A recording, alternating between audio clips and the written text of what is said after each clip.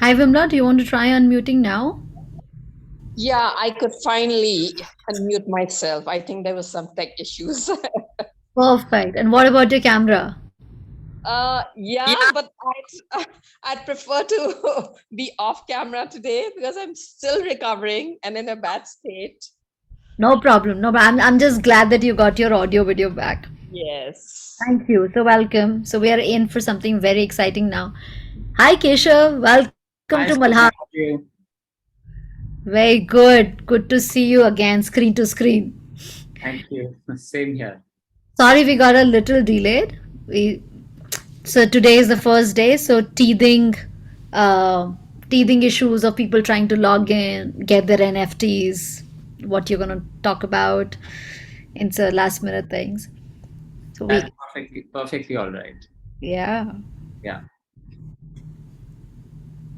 Okay, so let's without, I mean, people will keep joining in, but I don't want to delay this further. So, so everybody, like I've been saying, that this is the session that is going to be absolutely new in terms of the subject that we are going to talk about. You know, the whole world, it might be new. It most probably, whatever I've been speaking to all of you, seems like it's new for everybody. So I have been inspired by Keshav, the way he loves the space. So I'm sure he's going to pass that addiction to you too. But let me introduce Keshav first. So Keshav is an entrepreneur. He's a podcaster, he's a YouTuber, he's a fitness advocate. He runs and has co-founded a beautiful organization called Vanashala. And Vanashala, like in Hindi, it's an abode of the monkeys. And he will be the right person to talk a lot more about it. But it's all the people who are to do with parkour as an activity, as a science and as an art, practice that, and he leads that along with his two more partners. Apart from that, he has been involved a lot into the Web3 space, which in itself is a very new space, but researching, understanding it more from logical point of view, playing it around, experimenting it around. He's also quite invested into NFTs. And of course, that's one way to begin knowing something, when you actually put your feet into it and risk it and understand it both ways. So the reason that Keshav is here is because he's also a filmmaker and he's an artist at heart. So being an entrepreneur who cares about the money, being an artist, a filmmaker who cares about having your point of view and your voice out there, being an avid person who likes to communicate with people, interact, a very social person, it makes it all the reason that if he is recommending a technology or a framework, then it must be taken seriously. He would have definitely vetted it from all ends. So over to you, Keshav. Please help us understand what all have you sort of compressed into an hour for us. I'm sure it's many months of your work, but we'll get it cheap. Thank you so much, Sonia, for a wonderful introduction.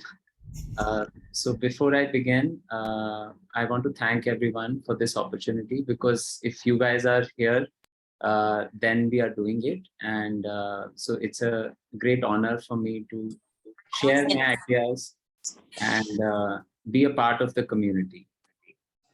So that is that. A little bit about Manarshala, although Sonia already shared, and she also mentioned that I should introduce it. So basically, it's a collective of movement practitioners and trainers. And at Vanarshala, we believe that everything that a Vanar can do, humans can also do, because we've evolved from Vanars. So jumping, vaulting, climbing, and all of those skills that Vanars have, all of us are capable of doing that, given we do proper conditioning and take care of our bodies. So I'll leave Vanashala there. And now let's come to Web3 and the NFT space, and especially Malhar and how it can impact all of our lives. So I have prepared a small keynote presentation. And so I just wanted to ask Sonia, what will be the structure? Should we allow people to ask questions during the presentation or after the presentation? What would you prefer? After the presentation is better. Sure, I agree. So Okay. we'll all hold on to our questions maybe just grab a piece of paper or just your phone notepad and keep writing it, because we often miss the questions later. And whatever Keshav has to share, let it just move in a flow, and then we take in the questions. Okay. Yeah. So should I begin? Yes, please. You have the access to. I have the access. Okay.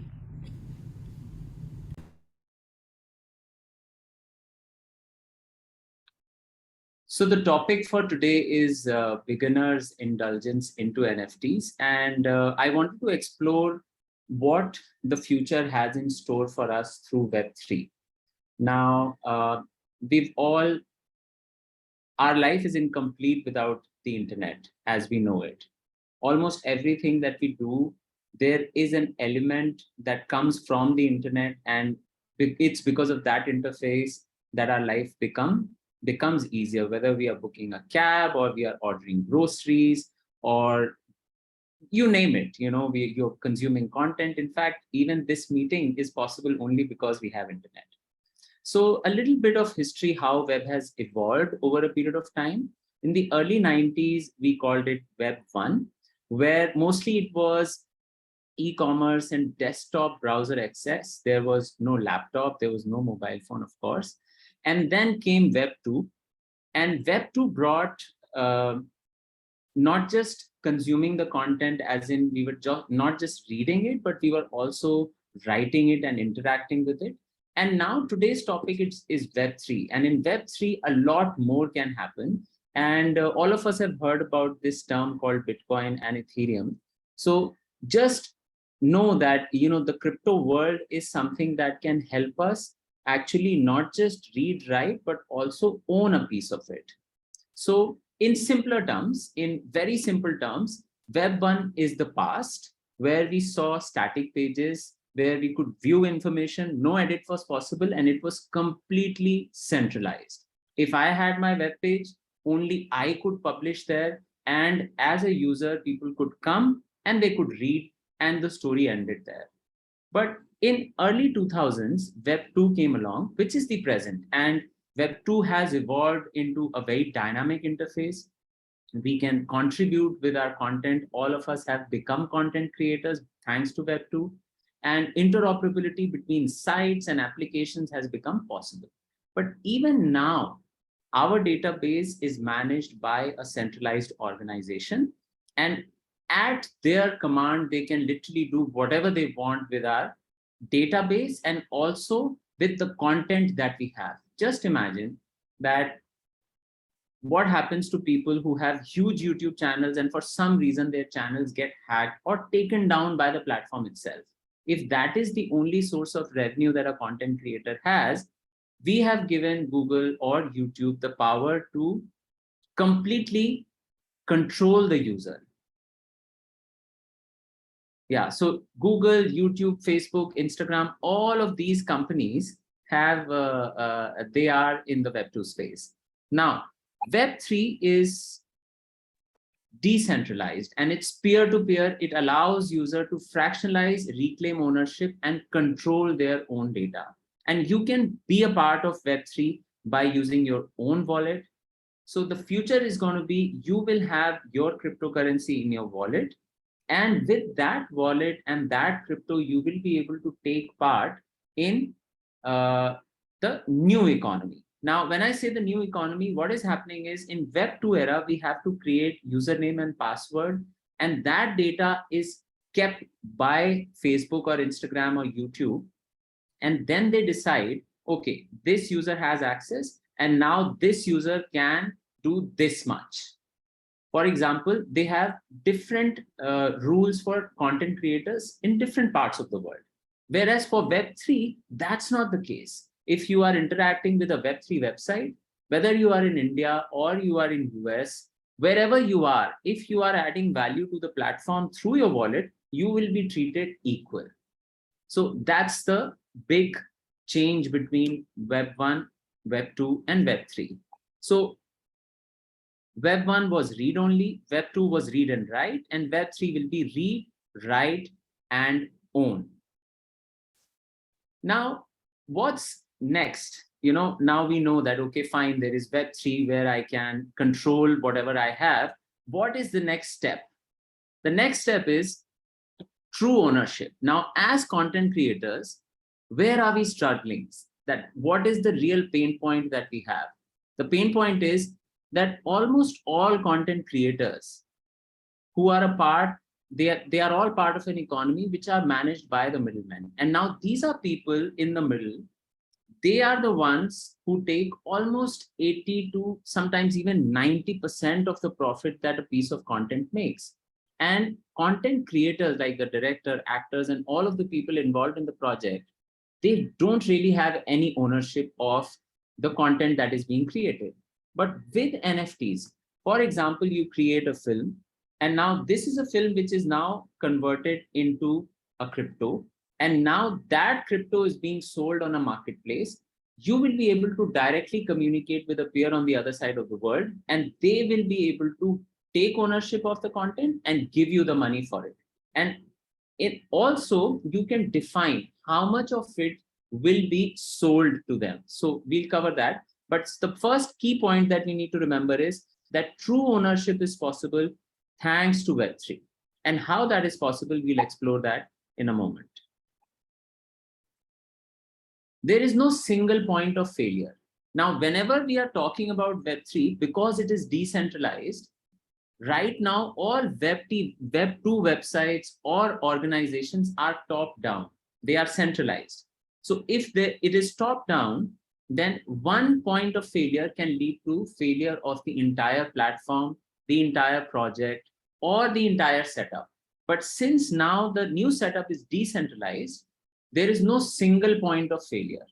Even if one node is down for some reason, the other nodes can compensate for it, and the work can keep happening.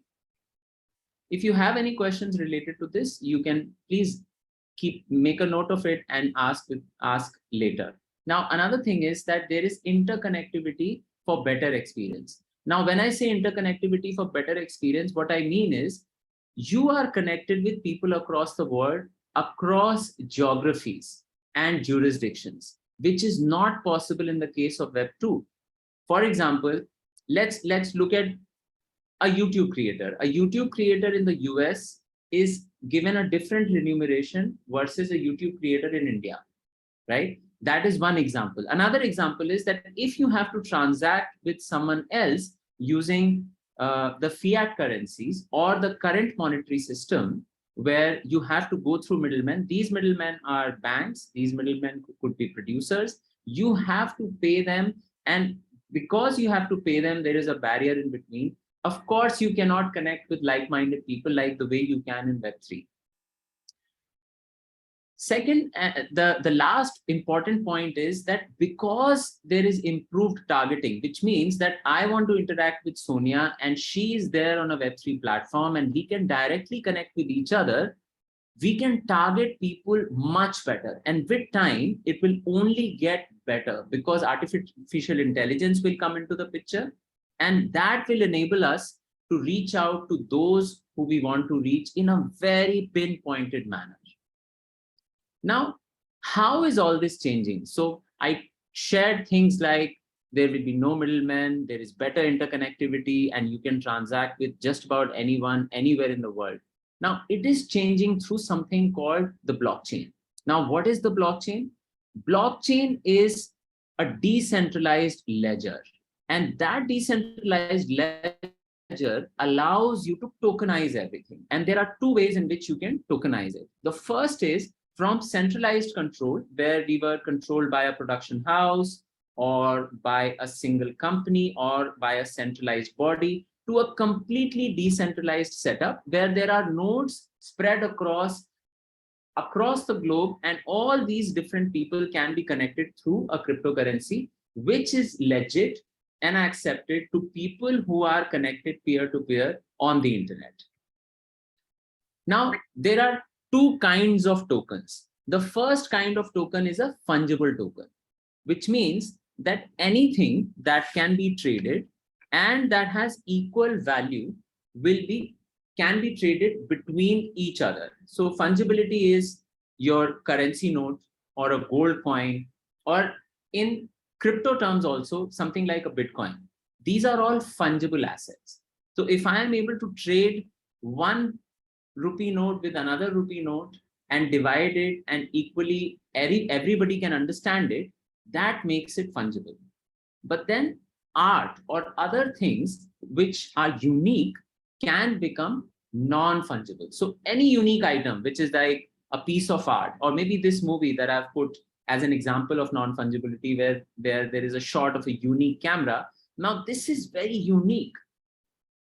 This shot can never be recreated exactly like this at this time, so it may be redone, but because there is a timestamp to it, it becomes unique. And there is no other shot that can be taken on 19th of August at 10:25 p.m. with this lighting and this camera and this person, because there is a timestamp of time in it. It becomes unique. So that's how you can imagine that all your films, all your music content, your pictures, all of these things are unique and they are non-fungible. And because these things are unique, what happens is that you can command and decide how much of it you want to sell and how you want to sell it. So there are ways in which you can do it on different platforms, but the idea is art or any other kind of unique thing, not just art. Even it can be even collectible, it can be in-game assets, it can be many different things, can be sold as an NFT online to anywhere across the world without any boundary of any jurisdiction. Now, what are the different attributes of NFTs? So one thing is that we need to always remember that each NFT has to be unique. And even if it is not unique, it has to be limited in number. It cannot be unlimited. When it comes to currency, there are times when it is unlimited. Like what we saw during COVID was that the governments printed money as much as they wanted. And that's the reason why we are seeing a downturn in the economy right now. We've seen markets crash because there was more supply than demand, and that led to increase in prices. But that's economics. Now, if we come back to the art world, if let's say I create the same music, same song, and have hundreds and millions of copies of the same, and I'm selling it to all of these people, obviously they don't have unique rights to it, and I won't be able to command a certain price.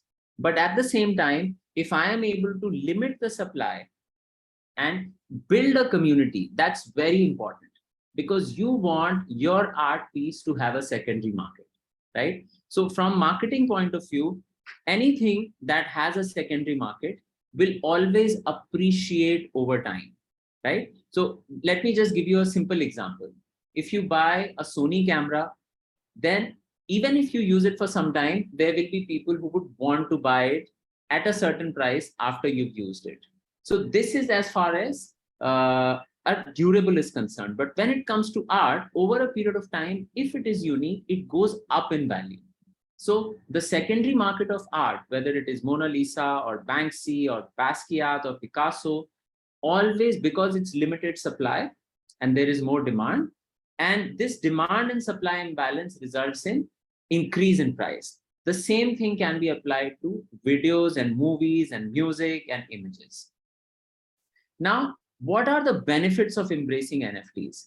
Like I said in the beginning as well, once you have a unique content piece, along with that, if you have built a community, you can reach out to different people across the world who you can decide that, okay, fine, there is a certain market for the same content piece in the form of just the image or just the music or the whole content piece or the whole film.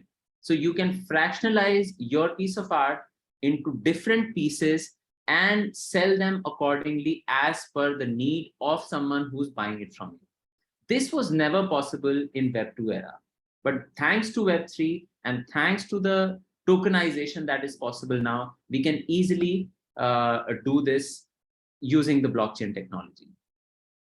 So this is a very small presentation that I created. And so I would like to open the floor for questions. And once we have answered the questions that you have here, we can move to OpenSea, and I can show you the interface of the wallet with the OpenSea and how you can look at NFTs in the open sea. And if you have any more questions, I'd like to take them on. Superb. So please unmute yourself and let's brainstorm, let's discuss with the questions.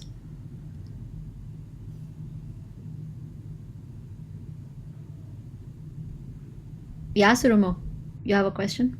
Yeah, I do. So the thing is, you said that NFTs are non-fungible, right? Yes. And in case of Bitcoins, they are fungible. Yeah. So whenever I sell a Bitcoin, I can compare it, or I can uh, like convert it into capital, like monetary value, and I mean like rupees. But in case of NFTs, when I, for example, I convert my film and I make it an NFT and then I sell it.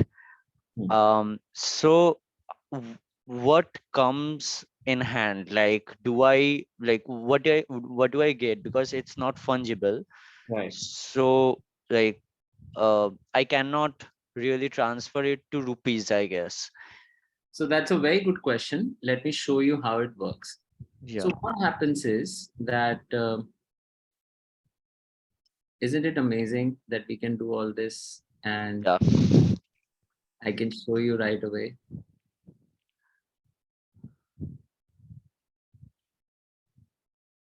Okay, I think it's already connected.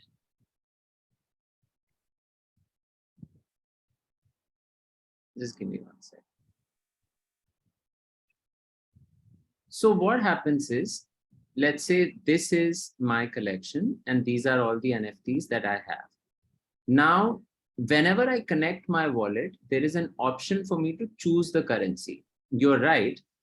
You cannot take INR, you cannot take rupees, but you can still take a cryptocurrency that you can then convert to INR. So let's say if I am on the Ethereum mainnet, I will use Ethereum to buy the NFTs that are shown on the platform. I don't need to create a profile. All I need is this wallet that I can connect. And this wallet, I can choose whichever network I want to choose. And whichever network I choose, there is a native currency to that. All of those native currencies can be traded with each other and eventually can be converted to US dollars or INR, and that money will come to your bank.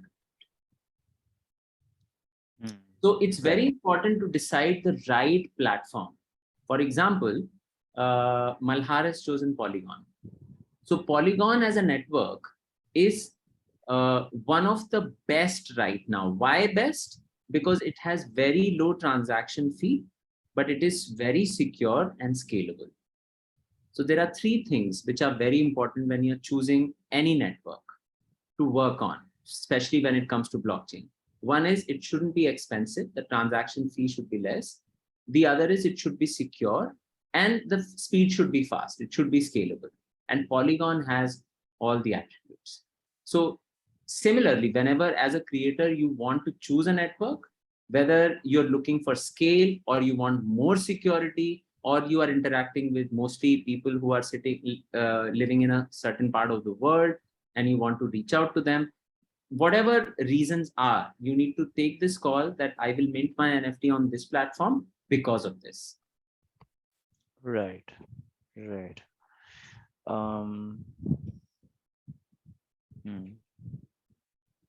know it can be overwhelming because No, I mean, yeah, of course, like, yeah, it can be overwhelming, but if this is your first day, I promise you it won't be your last. Because when you listen to whatever you listen to, you'll go back and you'll do your own research, and it's just a matter of time before you pick it up. It's just like when we saw iPhone for the first time, we thought, who is crazy enough to buy a phone for $500? And now we are buying phones for $1,500, you know, and we are waiting for the new iPhone already. So it's like that. This is a technology that can really potentially change the world, I feel, because not just NFTs, just think about it. Right now, what is happening? right now, okay, fine, this is an application for content creators, right? Where you are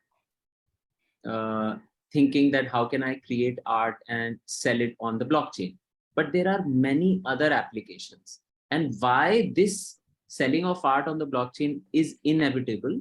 Because everything that is happening offline will eventually move to the blockchain, you know, because right now, even if I get a certificate of a certain qualification, let's say I'm a graduate and I got my degree from Delhi University.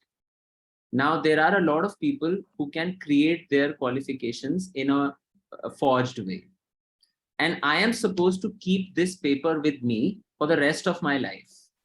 What if there is fire at my home or whatever, you know, I lose it. But if it is on the blockchain and if all the schools can access this decentralized ledger, which has my record, I never have to go anywhere and show any paper to anyone, because it's a piece of code which is secured on a decentralized ledger that just about anyone from anywhere can access. And just like Aadhaar, you don't need hard copy of Aadhaar anymore, although it's not on the blockchain. But because of the centralized system, all government bodies just need your number and they can access your database. Now just expand it to the whole world. And not just for art, but for everything. Right. You know, all borders are then gone. Currency is also the same. Bitcoin, decentralized ledger, one currency for the whole world. No dollar, no rupee. Although that's a dream, which we may not see in our lifetime, but that's a possibility. That's the potential of the blockchain. That's why it is Web3, and that's why it's so important. So just like if Aadhaar can happen in India, then your content can happen in the entire world. Although Aadhaar is not even on the blockchain, it's a centralized ledger that the government is maintaining. But just imagine if it is decentralized, anything can be decentralized then.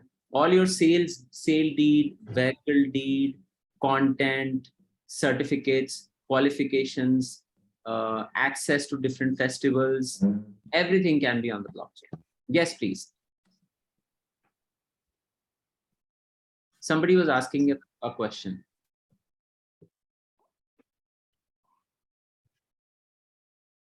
Hi, Keshav. Hi. This is Shamej. It was a wonderful talk, even though I'm a little bit above that. I mean, okay, we have been hearing all this metaverse and NFT for quite some time. I just want to ask you, like, this is, say, for example, a picture or anything on the NFT, which is totally on a virtual world. How we are going to realize it in terms of art, like it needs to be something realistic, which you can see, you can feel it, you can see it in a physical form. Rather, this is already on, everything is on the virtual world, virtual space. So how does it really mean to, I mean, into materializing things and all? So I'm just going to repeat the question so that we are all on the same page. So what you're saying is that because right now, your question is that how will it be physically materialized? Yeah, something like that. So because these piece of art, whatever is there, it's on the virtual space. So until unless even you own it or someone else own it, whether you can use it. Say, for example, suppose I have a painting from M.F. Hussain. So I do keep it with me, or I display it somewhere, or in my house, or in a museum, or wherever. So it has a value there. But how does it work, like in a virtual space? Very interesting question, I must say. So art is, first of all, let's talk about art. When we buy art, what are the things that we are looking for as an art collector? It's my question to you first. Yeah. See, as an art collector, it's pleasure for me to look at, have it first, own it first, and then to feel it, feel it, they feel the art. And I have my friends and colleagues and all people who see it and it's propagated. And because art, it creates, it gives different mood and different feelings to different people. Right. It all depends on the perceptions what you have. Yeah. Right. So like you said, that it's all about perception. Art is not going to give a roof on your head. It's not, you are not going to eat art. It's something that you can enjoy because you have a possession. You know that there is this artist who's put his heart and soul into creating this piece, and I am proud to have it. Correct me if I'm wrong. Yeah, that's true. Yes. Right. So primarily it's about perception. And you also briefly mentioned that you would, your friends and colleagues and family will see it and they will also appreciate that this art piece is there. It's demonstrated maybe in your living area, for example. Now, when it comes to buying art on the internet, and especially if it is in the form of blockchain, so actually it is the biggest flex that you can have, because the moment you buy an art piece which is unique as an NFT, the circle of friends that you have is going to expand within seconds. Because if, let's say, you buy an art piece from a very famous art collection, your wallet will be visible by all billions of people who are connected to the internet. And if they want to know who has this piece of art, they would immediately know who this person is. So as far as perception is concerned, it becomes from the local community to global and almost instantaneously, because they know who is the rightful owner of this art. Ownership is the key. You also mentioned ownership. Now, if it is in a distributed ledger where the ledger is secured by nodes, someone can be sitting in Afghanistan, the other person is in India, someone is in the US, someone is in Russia. All of these people have connected their computers to secure the network. And they are the reason why the network exists. So even if 1, 2, or 100 or even thousands of computers go down, still the network will keep running and still the ledger will be there. And your name on the ledger is going to show that, okay, this guy has this piece of art, which is in the form of an NFT. This is as far as art is concerned. But if you talk about digital films, everything is digital and we are consuming, especially films online, So if all of us are filmmakers, and how can and how we are watching films on the PC, we are enjoying music on our phones or on the PC. So as far as content which is musical or visual, like a film or even a picture, it's good to have it on the PC because that's how we are consuming it.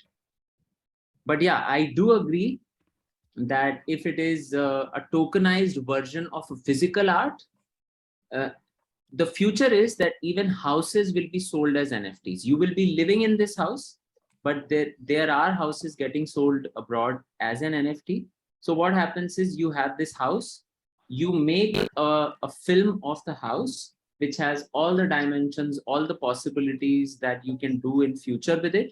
You make it into an NFT, you put it on the blockchain, and you make the transaction on the blockchain itself. And once that transaction is complete, this NFT is the way to prove that you are owner of this house.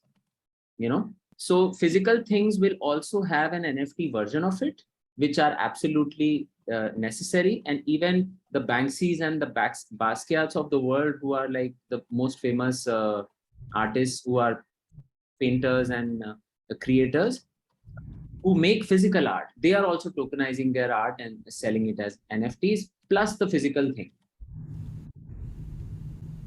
Did I answer your question? You very well answered, Keshav, but the only thing, my level of understanding on this subject is slightly low. But still, I have one question to ask you. Correct me if I'm wrong. Yes, say, for example, we have a Mona Lisa picture in Louvre Museum. Yeah. Okay. Okay. So, say for example, if that is coming on into an NFT, um, who will be the owner? Like, see, we know that that picture is in France, and that is the value of that picture, and physically it is there. So, how it will be compared to your NFT things? Can you just compare on those things to just explain me? No, it cannot be compared to the NFTs that we see right now, because see, Mona Lisa is probably the most expensive art piece there is in the world, and it's unique. And the reason why it's unique is because it's there in Louvre Museum, and there is actually no price tag to it. So anyone can take a picture and create an NFT, but that NFT is worthless, because that's the thing. If I am getting the ownership of the real painting and there is an NFT to prove it, then this NFT is valuable. But if the value lies in the painting, anyone can take a picture and make an NFT, it's useless. But if Louvre Museum decides to tokenize it and sell it as an NFT with a physical piece, then it becomes valuable. Like it's happening right now in Sotheby's US, a lot of things are sold in both forms. You know, there is an NFT to prove ownership and there is a physical art piece. Now, even if this physical art piece gets stolen, whoever has it will not be the true owner, because there is an NFT which is recorded in a decentralized ledger. So to prove ownership of that art piece, they will need to have the NFT. So as a result, even the physical thing becomes useless. Did you understand what I said just now? Yeah, a little bit understand. So that means that the physical existence of the art piece is immaterial in this case. Does it mean that way? No. If it's tokenized and if it's minted as an NFT on the blockchain, then whoever has the possession of this thing, it has to be genuine and should come from the source. That person will be the rightful owner. For example, if the French government decides that they will sell Mona Lisa as an NFT and the physical art piece will go to the person who owns this NFT, then whoever owns this NFT is the one. If he or she sells it, then Mona Lisa has value. Otherwise, Mona Lisa has no value. Did you understand that? Yeah. A little bit understand. Yep. Yeah. But anyway, thanks a lot. I have to, yes, please. Keshav, I'll just step in. There are new people who've joined the room while the Q&A was going. So can we just refresh the room a little bit? Okay. Yeah. So welcome everybody. Welcome everybody. Yes, thank you. Great to have you all. I know you joined in a little later after the main part of the discussion was completed, but if you have questions about NFT or about how creators are going to use NFT, how creators can use NFT, if you have any questions top of your head, please let us know now, because that will also help you get into the groove. Otherwise, I can while we go ahead, you can catch up and ask questions again. Is there anything top of your mind? Okay, it's very nice to say that I can ask one question, but now I don't have a special question to you.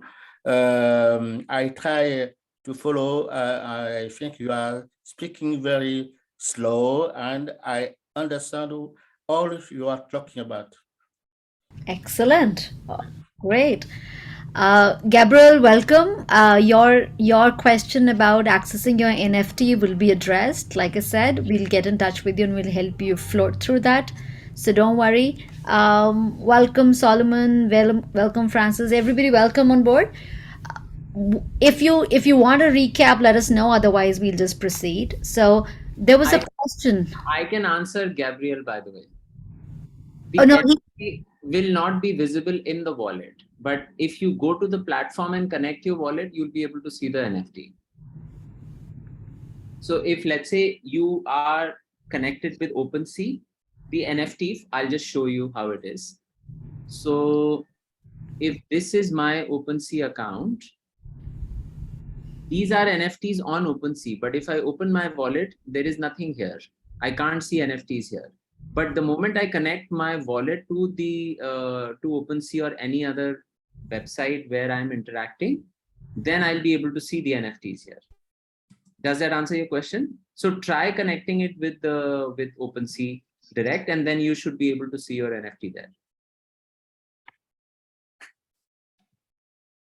And Akash is asking how an NFT is helpful for filmmakers like us. So Akash, it's very important to, before you think about minting an NFT, to build your own community, because anything that we buy or sell because there is someone willing to buy it, you know. So if you haven't done the groundwork of building a community, then it makes sense to join a group, join a community and contribute your work to them rather than doing the work from scratch. So if you're a small content creator, then you can reach out to collaborators and be a part of a bigger collection and then share your work. And then you'll have to also do the back and forth to get the right mix of what they need, because their collection will also have a theme. But if you want to go on your own, then you'll have to build a community from scratch, do it on preferably Discord and Twitter. And if you are able to build a community and your art obviously has to be great, then definitely you can build your own name. And because we are starting out, there hardly, I was checking today, there are about 90 million active people who are in crypto as of today, and the world's population is 7.7 billion. So you know how many times this market can increase, you know, how many more people can come in. So if you start doing even small amount of work today, it will be easier for you to be at a very good place in 3 to 4 years time. So the sooner you are on the bandwagon, the better it is, because you'll know the technology better and you'll be able to reach out to people easily, you know. So that's what you can do. So Keshav, let's just assume that now the community here is all of filmmakers, yeah, and they are independent filmmakers. They put in their own time and money to tell a story. They're all deeply passionate about telling that story. That goes without the saying. As of now, the channels that anybody in the creative space has to get the word out is to find a distributor, which is a traditional distributor. In which case, when you get to a contractual stage with the distributor, it may not really be something that you have a edge on. You know, the most traditional contracts are one-sided. It's always been like that world over. So that's one reality of the distribution market. The second is that you will reach out to a production house or a channel and ask them to acquire that. Again, in that case also, the kind of rights that you have to give away during the acquisition is not so much into your control. Only thing in your control is that you may refuse to go for it, if at all. But the large corporations have very fixed contract, and you have to mostly comply with them. So, and then in the new age today, we have the OTT network, which again is a network. So if there is a network, the kind of language they all start to speak becomes universal. You know, so it's like you go to an OTT network, you say, hey, can you put my content in it, and they'll have a deal for you. Again, a very centralized system. So all of these are centralized. Now, standing in 2022 at Malhar, when all of us as filmmakers are learning about this beautiful looking thing called NFT and Web3, and what I caught that you said was that it's totally decentralized. That's what you said. You said that it takes care of the earlier pain being the pain of being managed by a middleman, right? So I'm assuming what it means is that there's no middleman now, and there is no one person holding anything. Now, I have a firm which I have at Malhar. It seems to be doing well. People are liking it. Now, what? What Malhar told me was that if I win the firm, my firm will be made into an NFT. Okay. So what will happen if I have that NFT as a film? What then? Hmm. So what we need to understand is that it won't be like one day everything will become decentralized. Right now, everything is centralized. There is going to be a slow and steady move to decentralization, which is obvious because the moment what I feel is technology is a one-way street. We cannot go back to a world where there are no phones, where there is no possibility of a meeting like this. You know, it will be there and then some, and it will get better. Someone also briefly said that they are hearing about metaverse. This is metaverse. I can see people. I can also feel what you're feeling because I can actually, it's not just a phone call. I can see you, see your expression, and I can try and understand from whoever is here how they are feeling, what they are feeling, their emotion as well. So we are already in a metaverse through internet, whether it becomes decentralized or not. So in the same way, this metaverse, before it comes officially, we are in it. Before decentralization completely comes, the fact that we are having Malhar today and having this discussion is a step towards decentralization. And we'll have to take these small steps to reach a place where everything is completely decentralized. And like I said, the moment you start seeing the benefits, you will not go back to a centralized world. Now, coming to the specific question of how people who will get their films converted into an NFT should treat it, or what should be their obvious next step. One is that if they are content creators and if they are in this field for some time, it's really important to actually start building a base, a community that knows and understands what they are doing and supports them. So if you look at all these Web2 platforms, what are they? If you go deep and try to understand, even Instagram was a community-driven platform. It was a place where we could share pictures, and there were people who were appreciating these pictures, and we were following very like-minded people, and it was a very targeted way of building a community. Same as YouTube,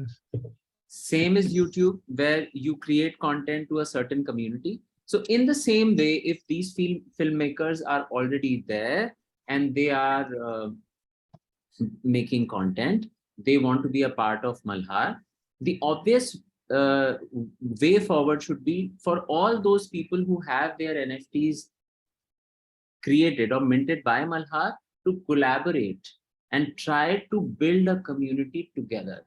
So one way of doing that could be that the winners can come together and build a Discord page, have a page on OpenSea, and then talk about their projects on social media, read about it, try to reach out and do screenings of these NFTs at their own level. And that's how the community building and true decentralization will occur. Decentralization does not mean that I will walk alone. Decentralization would mean that I will walk with other people, but I will still try to go deeper into my own niche and community and try to connect with my client, my customer, my audience directly. If that answers your question, that is what I feel, but actually nobody knows how it's going to shape up. But these are all ideas that I'm sharing with you. No, it's perfect. It answers my question. I will just repeat it for the convenience of everybody. The secret lies in community building here. I'll also connect it to what Shamis was saying, that it is the MF Hussain painting that you have, which you can hold physically. There is, of course, a touch and feel love to it, but the people who come to your house and appreciate that you have a big artist for painting with you are probably going to be different people. Now the people who are going to appreciate that you have an art in the form of NFT are going to be different people, so it may not be the same people, maybe, but there's another community here which again appreciates the people who have art in the form of NFTs. And that is exactly what Keshav was saying, that if they recognize an art, they can actually track down to who owns it, or if there are many owners to it, to who all own it, and then there are communities about it. So all the kind of famous NFTs that happen, they all build their own communities, and the community then together lifts it up. So right now the comparison is that if you have an MF Hussain painting, I will probably appreciate it and say, wow, not bad, it's great that you have, but I'm not going to do anything to appreciate the value of that painting, neither for you not for Mr. Hussain. I actively am not going to do anything about it. But on Web3, the whole thing is community. Everybody comes together to say that, okay, we should encourage this, we should promote this, and then, like what Keshav said, that we have to, at an individual level, we have to do our own bit, and then the community supports. So which is the same as in the case of our films here onwards, that one, Keshav talked about fractionalization, which basically also takes care of another part of the beauty of the Web3. So far, any asset, any painting, any film, any precious thing that we have, it gets handed over to the next person in a whole and complete form. Like you give the whole film to somebody, you don't give parts of it, and you can't give it to many people. So all of that, this is changing in one way or the other. Keshav mentioned fractionalization. You can Google about it, you can read about it, and in the next 10 days of festivals, we're happy to take it more into deeper. But what it means is that it is not just one thing anymore. Your music can start being sold in a different way. Your locations, your drawings can be converted into different NFTs. They will have a different market, they'll have a different community. Somebody will appreciate the music, somebody will appreciate the sketches, somebody will appreciate the sound, the locations. So what we as creators have to start looking at is that what all is precious out of one combined thing, and there'll be a different market for it. Take it to that market. The time to be spent here is in community building over the various other things that we've been doing traditionally. And because everybody benefits, why does the community support? Because as the value of the asset that you're holding, it increases for everybody who's holding it. So all of us are in the same game, right? So there Yeah. has never been this kind of an opportunity before. So for example, let's just talk about your film. Okay, so now you have a film and you are promoting a collection. There is no one but you and the people you are promoting it will benefit. No one else will benefit. What happens normally is that we are doing something, we are getting some of the benefit, but it's not direct and it's not complete, it's never whole.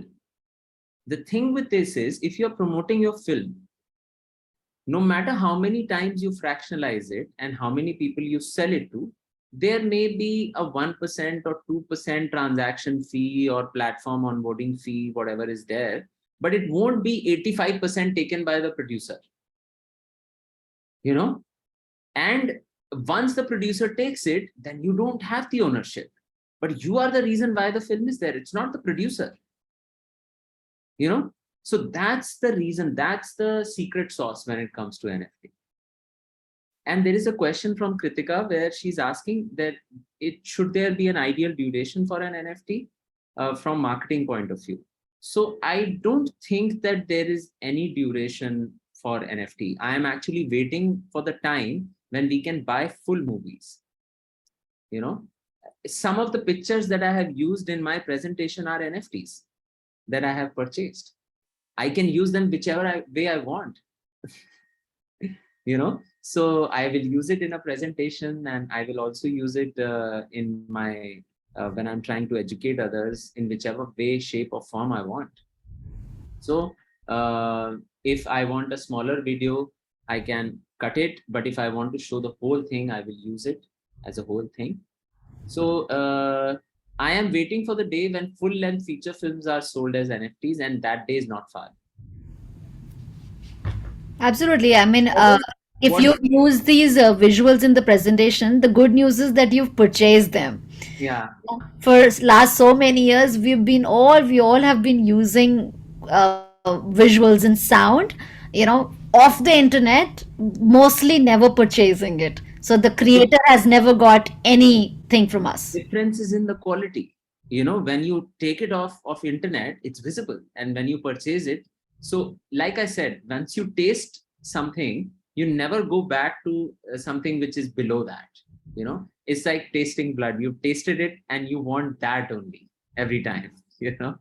So yeah. So there was one more thing that just briefly came to my mind. uh, Anyways, if it comes, I'll share again. But if you have any more questions, please ask again. Anybody else, please, if there's a question, let's hear you. Anirudh, कोई question है?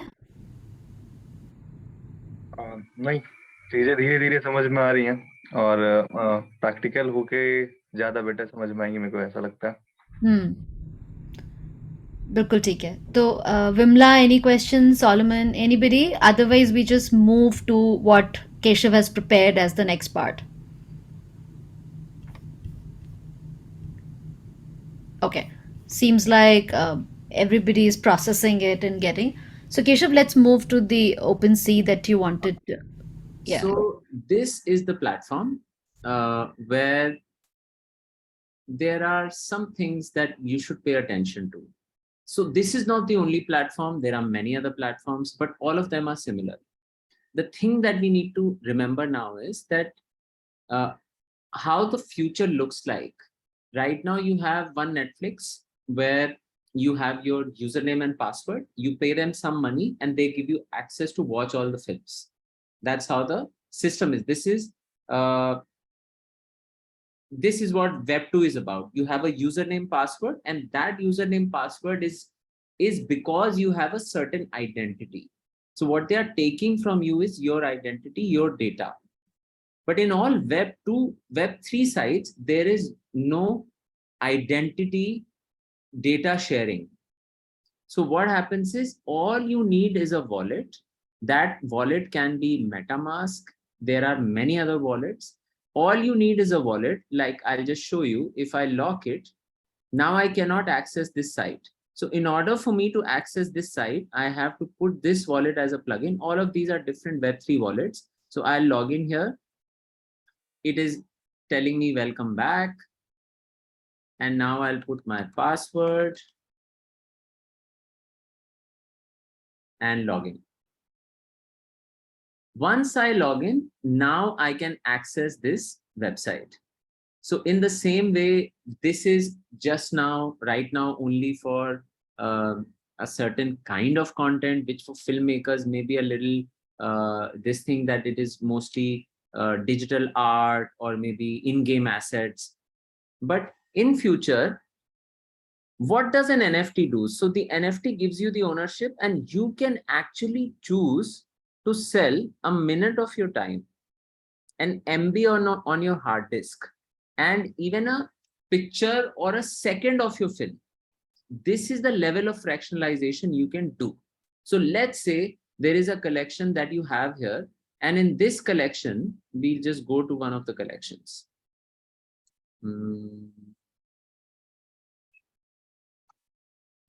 And let's look at a video collection.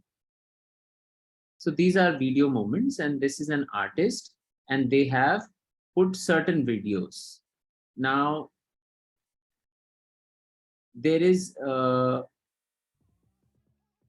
an item which is, you can hit me up if you want to get naughty. This is a music piece which is inside a box, and that's how they've created this NFT, and there is a certain price to it. So 0.25 Ethereum. Now I have connected my wallet, and if I have enough money, I will be able to buy it. So I'll click here and I will make an offer. I can make an offer. I can directly buy also. So this guy wants us to make an offer. Only then, if he likes the offer, then he will sell it. And even if I am sleeping, I have made an offer. I will not be able to make an offer if I don't have enough Ethereum in my wallet. But if I have enough Ethereum in my wallet and I have made an offer, I can go to sleep, and next day morning, if he likes my offer, he'll say, okay, and the asset will get transferred to my wallet. So even while you are sleeping, your collection, if it is sitting on a platform like this, you can sell. Now, this person, I don't know who this person is, has created a community because he's verified.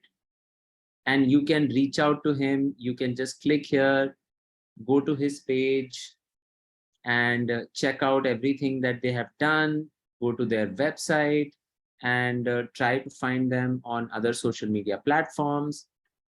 But just imagine that in future, your Netflix, your Facebook, your Instagram, all of these websites will be linked to your wallet, and whatever you want to do will be done through your wallet.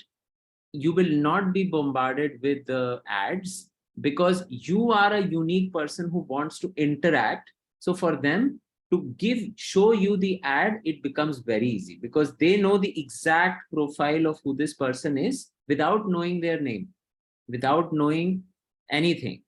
But because there is a wallet, and that wallet has identity, it will be gender agnostic, but at the same time you will be shown targeted ads thanks to artificial intelligence. And whatever I'm saying may be too much to process right now, but all you need to understand is that all of the websites from where you are consuming content and wherever you are creating your username and password, just know that in future there will be a wallet where you'll have money. And just like the way you're making payment from your phone wallet, you will be making payment for everything. And since you're making payment for everything, there is no content overwhelm. What is the biggest pain point that we have right now? If I want to go to YouTube and watch something, I watch what I want to watch, but before that I watch 100 other things. And that is a waste of my time. I won't mind paying a fraction of a penny, but just to go and see exactly what I want and disconnect and come back to work. So even for our evolution, for our sanity, all this content and advertising that is bombarded to us has to stop. And this can stop if there is Web3. If there are wallets and unique access, then obviously I am connecting with you. You don't need my age, name, gender, anything. Because of my preference, the AI will know what kind of ad should be shown. And those ads will also work for me. Like, for example, I'm using Brave browser. This browser allows me to choose how many ads I want to watch. So you see, these are Brave rewards. So just to log in, this is a Web3 browser. I don't use Chrome. I have Chrome, I have Firefox, because there are different people I have to train. But this is a Brave browser, which is on Web3. So none of the ads that are shown to me are the ones that I don't want to watch. I choose what I want to watch, and to watch those ads, I get paid. And this is a money that is directly coming from that company that wants me to see this ad. So if I choose to see 3 ads per day, I will not be shown 4. And if I do see those 3 ads, I will get some money in my wallet. It's as simple as that. And just like that, even for fitness, there are walk to earn, run to earn. Now, how does it make sense? If there is an app which is free, and if I walk every day 10 kilometers, it gives me $1. What it is doing is it has captured a person who walks 10 kilometers every day. I am the perfect audience for Adidas and Nike. They know exactly who to talk to. Why will they put an ad in a newspaper or in a website or put up a hoarding? They will show the ad to me and they will give me that discount, because they will save all the marketing dollars. They will give me the discount, and I will have the best sneaker for someone who runs every day, and they have the right audience. They don't want people to just buy shoes and keep. They want people to buy shoes and wear and endorse them and market it to others as well. Was it too much or was it relevant? So the thing that I'm trying to come to is that Web3 will enable removing clutter, and you will be able to interact with websites through your wallets. And not just the website where you will sell your content, but every website. Every website. That is going to happen in our lifetimes. It can take 10 years, it can take 15, but it's inevitable. So, Keshav, it is in the same spirit that Malhar, the NFT pass that we have instigated, the first NFT that everybody has access to. So apart from, what's the difference between a digital ticket of Malhar and the NFT ticket of Malhar? I'll take a minute to bring that up as well. We have given out free NFT passes to everybody. We could do that with the digital ticket also. No problem, right? But the digital ticket would have finished its validity or its fun or its worth soon after Malhar was over. Because maximum that the digital ticket could have given you was an access to all the films and all the talks and masterclasses, and that's it.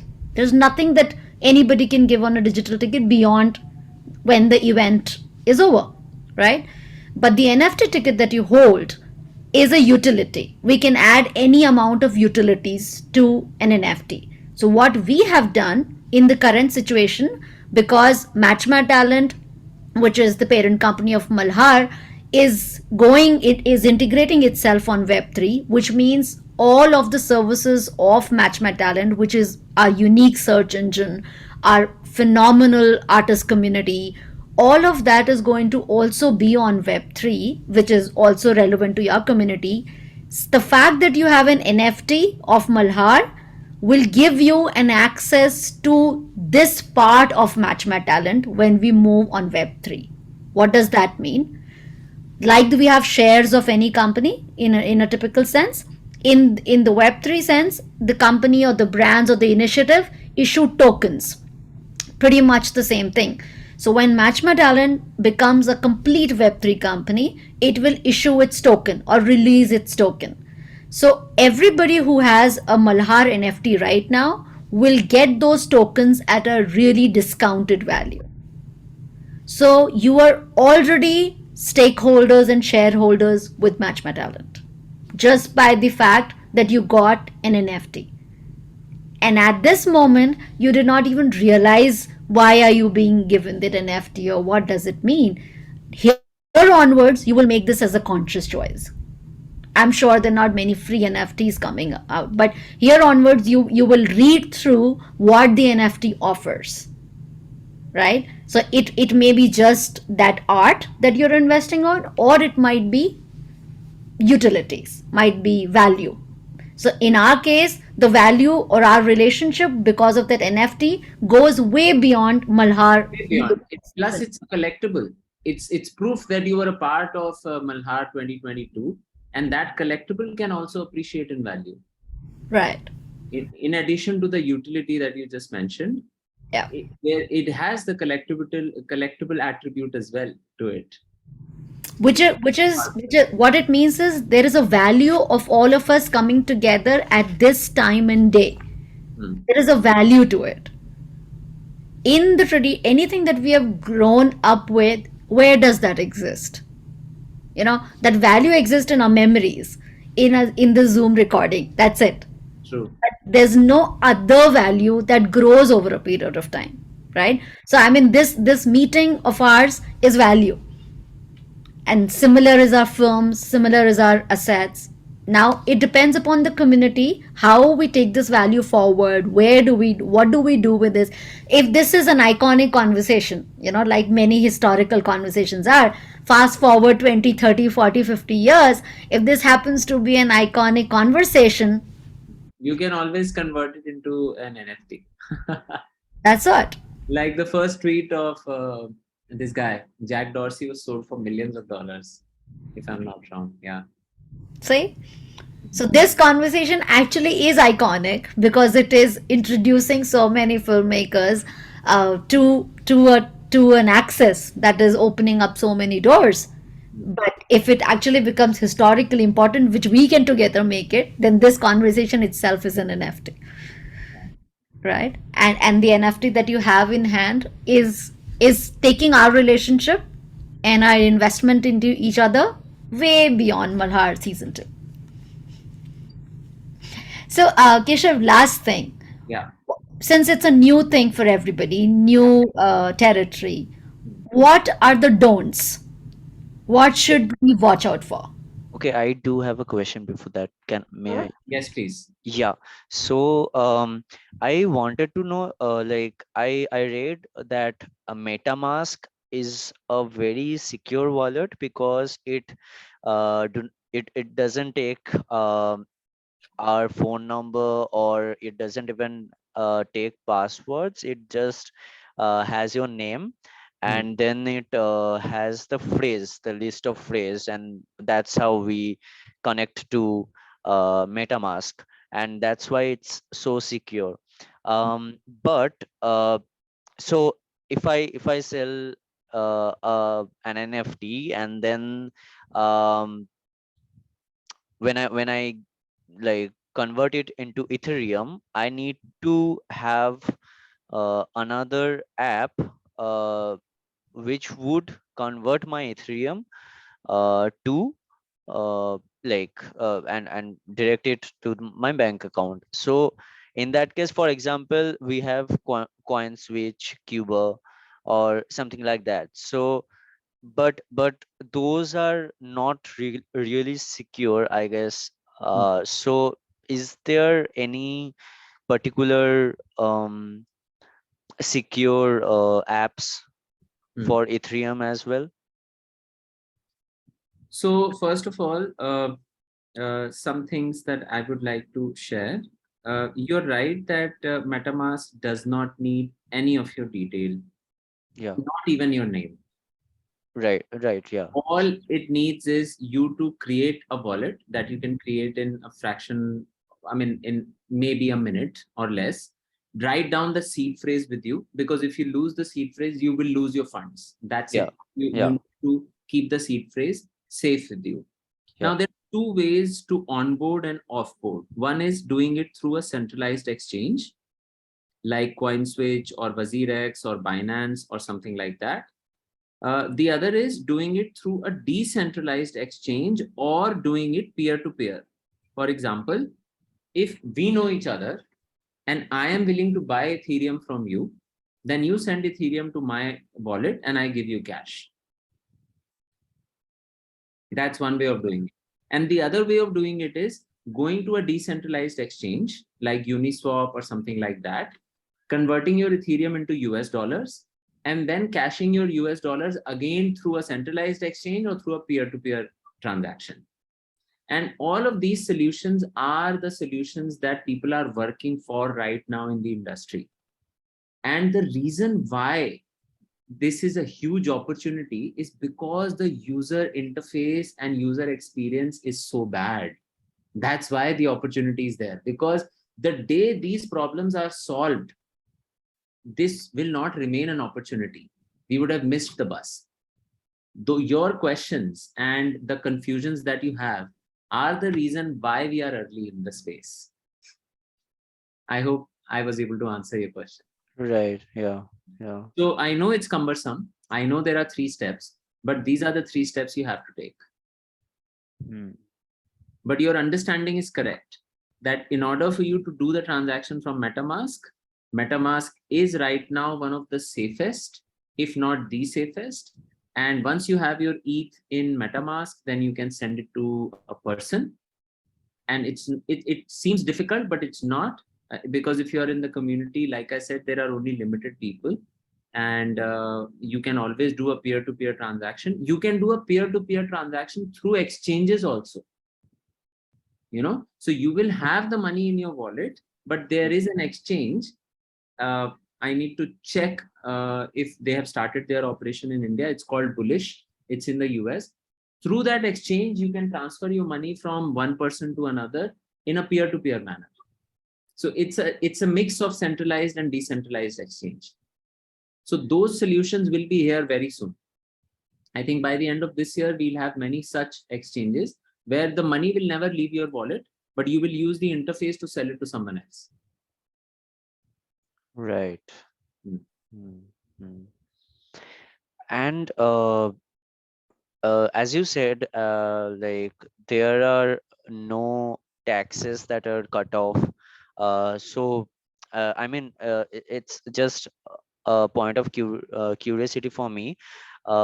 Is this why the like like yeah, the government is not willing to or trying to um, not legalize this uh, I mean cryptocurrencies and everything. They are trying to, make it illegal.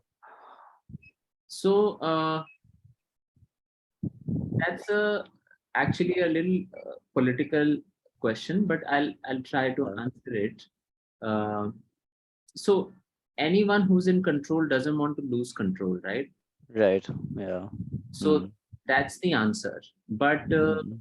what is happening is that if I have control of the money that is being used in a certain jurisdiction, I should not let that control go. That's it. If Bitcoin or Ethereum or any other cryptocurrency becomes the medium of exchange, I can exit the system. In fact, we can do it right now because we are in the system, because we know that if I have to buy a house, I have to get a loan in INR, I have to provide collateral. Now with Mm. decentralized finance, I can literally take a loan before I finish a sentence. They don't need my credentials. All they need is, okay, you have so many funds, fine. This is your crypto. We are keeping it as collateral. This is the percentage of loan you'll get, and the money is in your account at 3 a.m. in the night. So it's a way to control people and also do whatever you want to do as a politician. And Mm. that's why they don't want to relinquish that control that they have. And crypto is, because it is decentralized. And Mm. who is the biggest centralized entity anywhere? It's the political party, it's the government, Right. the center of the center. So when I'm saying decentralized, then everything will get decentralized. Right. Right. And I think that will also happen when we'll vote from our phone on the blockchain. Okay, Right. being done, you know. Yeah. Yeah. Got So it. but before we get there, of course there'll be resistance. Mm. Like Mahatma Gandhi said famously, first they fight you, then they ignore you, and then you win. Yeah. Then they ridicule you, and then you win. Yeah. Yeah. Right. Correct. Yeah. Mm. All right, so that should give us a break now for a lot of new information that we processed. Anybody who has any questions later, please let us know and we'll run it by Keshav, and he'll be happy to respond. I'm already saying this on his behalf. He Absolutely. He'll be absolutely happy to. He knows that this is a long process, as he's been saying. So he's totally in. So let's process it. Let's be with it at least during the festival. And anything that you need to run it by, he'll be around to answer that. We'll connect you guys. All right. Absolutely. Keshav Khan, thank you enough again. As always, I have got re-inspired. Of course, this is. I think we should have recorded that conversation of ours to be an NFT, because that was the mind-changing game. But yeah, Keshav is very instrumental in enrolling me into the benefits of Web3, and also taking Match My Talent towards the Web3 space. So whatever we're learning it together, and I hope we can start utilizing it together a bit by bit, and with certain leadership like that of Keshav. He also consults on Web3, on NFT, so he can be reached out for anything one on one. Right, Yes. Keshav? Yeah. Yeah. So I mean, anybody later of Malhar, you want to reach out to Keshav, you're absolutely welcome to do that. He actually works with startups. He actually works with filmmakers, with anybody independent. He likes to work with anybody independent, and sort of help them reach to their next level of awareness and independence. So that's all in house. It's all very much Malhar and Match My Talent.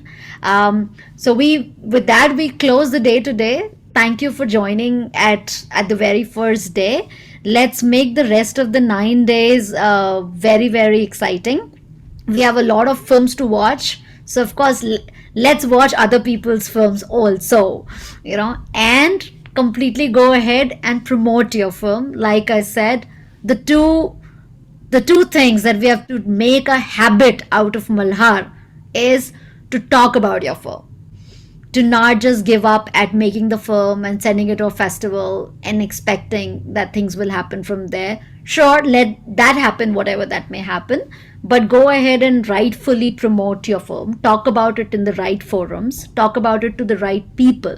I mean, friends and family is not always the best bet, but we have to go out of a comfort zone, go out to colleges, go out to communities around which the subject of your film is, go show them the film, not show them the film while the film is in the festival, but get them to the festival, ask them to see the film, tell them that you will hold a screening for a larger community later. Get creative with your ideas of how to showcase that, but be on that.